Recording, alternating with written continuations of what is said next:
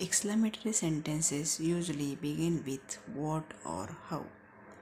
Exclamatory sentence म्हणजेच उद्गारवाचक वाक्यांची सुरुवात ही what किंवा हाऊ याने होते.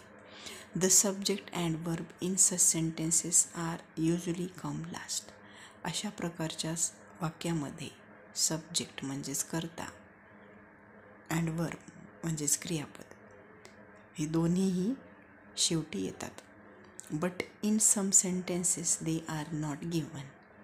परंतु काही वाक्यामध्ये सब्जेक्ट अँड वर्ब म्हणजेच कर्ता आणि क्रियापद दिले जात नाही. That is they are invisible. म्हणजेच ते कसे असतात, न दिसणारे असतात. And exclamation mark appear at the end. आणि एक्सक्लामेशन मार्क म्हणजे उद्गारवाचक चिन्ह, जे की अशा प्रकारचं उद्गारवाचक चिन्ह हे वाक्याच्या शेवटी दिलं जातं. एक्झाम्पल पाहूया.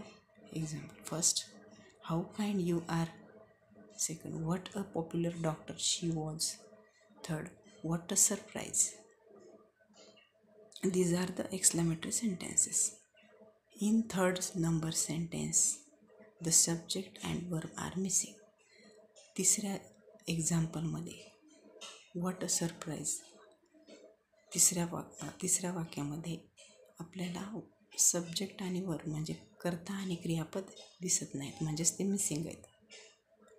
म्हणजेच इथं काय, what a surprise it is or it was should be considered.